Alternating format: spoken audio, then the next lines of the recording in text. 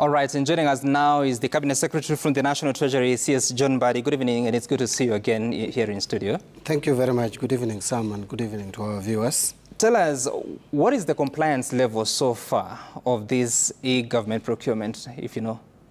The compliance level is very high. I will tell you first, we have trained all state departments. We have trained personnel or public finance management officers. We have trained all public finance management officers in all counties, the 47 of them. We have trained around 108 for state corporations. So the compliance in terms of training is super high. We are at the moment training through webinar the 5,000 more officers in all the entire government system. In terms of uploading, you know, this is a process, Sam, and I'll speak to it. But you see, what happens with this system is that the budgets will, the current system is where the budgets are uploaded in IFMIS. From IFMIS now, you upload them to the EGP, Electronic Procurement System. Now, if you look at the state departments, that exercise of moving the budgets from IFMIS to the EGP is almost complete.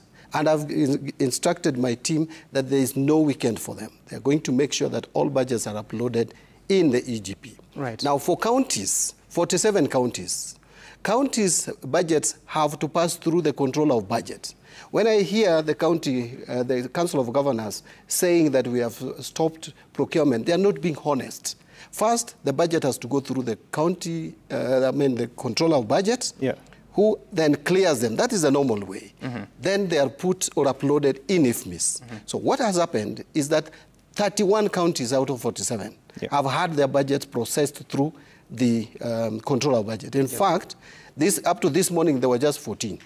Now, the 31 have been processed and are being uploaded in IFMIS. Yes. Immediately they are uploaded in IFMIS, we are also uploading them to EGP. The teams are working together on this and integrating. So and then it's the Treasury to transfer it from IFMIS to EGP? To EGP, yes. And that exercise I've given my team must be concluded this weekend, so that by Monday, all the 31 counties which have had their budgets cleared by control of budget will be on EGP, so that the process of procurement starts. Okay. And you could not start the process of procurement until your budget is cleared by control of budget. Right. That is the honesty that I want from the Council of Governors. We'll get to the details of even why this is happening, why we are transitioning to EGP. But first, why then is this opposition? Because members of parliament have expressed themselves, the Council of Governors as well are expressing themselves. You know, Sam, and I hope you will give me a few minutes just to explain something. You know, a system like this must be disruptive. Sam, we need to first ask our one fundamental question. We as a country have been talking about Singapore, giving that example, Malaysia, giving an example of South Korea, that we were at the same level at the point when we got or attained our independence. How come they've made several steps ahead of us? It's because there are things that they have done which we have not done. Look at our fiscal space at the moment. Today, we have debt servicing cost that is consuming 48% of our budget. We have challenges. We have to provide education to our children. Capitation must be provided. We must provide money for health. We must provide money for health to our people. We must treat our people. We must secure ourselves, money to security sector. All this cannot happen until we do things differently, things that are wasting public resources. Now, you've asked me why this resistance. I'm also asking Sam, today, you've mentioned there in the bulletin that members of parliament have annulled the circular. But let me take you through something in 2 minutes. This constitution, Article 227, speaks clearly, and this is what it says.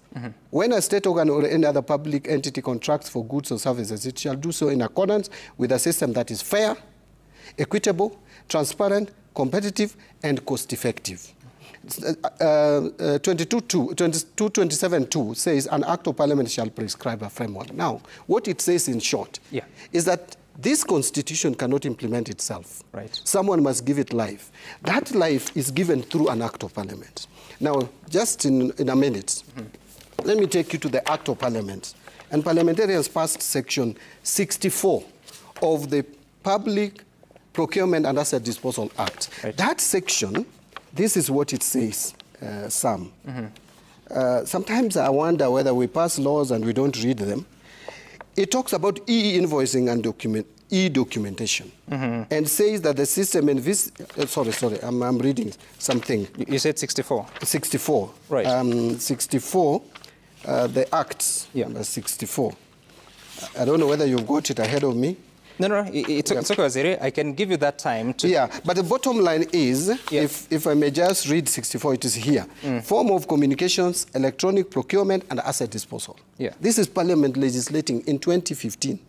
And they said all communication and inquiries between parties on procurement and asset disposal proceedings shall be in writing. Then 2, it says information and communication technology, ICT system, may be used in procurement and asset disposal, and then it prescribes what that system should say. But finally, it says that as may be prescribed by regulations. All right. It gave rise to regulations, and this is where I will end. Sam, this is what the regulation says. And allow me to read it, and then I end there. The regulation says as follows. That is Regulation 49, which was passed in 2020 by Parliament where I sat. Right. Forms of communications, electronic procurement, and asset disposal. It says the National Treasury, when designing and managing an efficient procurement management system as envisaged under Section 7.2, and in accordance with Section 64, which I read too, of the Act, shall ensure that the system is interfaced with the state portal in respect of procurement planning, registration of suppliers, publication of notices. It goes on and talks about even requisition, invoicing, generation of orders, termination and cancellation of procurement processes. So Parliament in 2020 passed regulations requiring National Treasury, and they say National Treasury must design a system, and they even went and say any other as may be prescribed by the Cabinet Secretary. So what I'm saying in short is that Parliament up to in 2020 communicated to the executive to come up with e-procurement system, which executive has not done to date. Okay. And that is what we are actualizing. Waziri, we'll talk about that and more, of course, looking at the different laws that guide the procurement process so that we can understand, including, like you're saying, the reasons why we are doing this and the transitions that we need to see in the coming days. Waziri John Mbadi stays with us.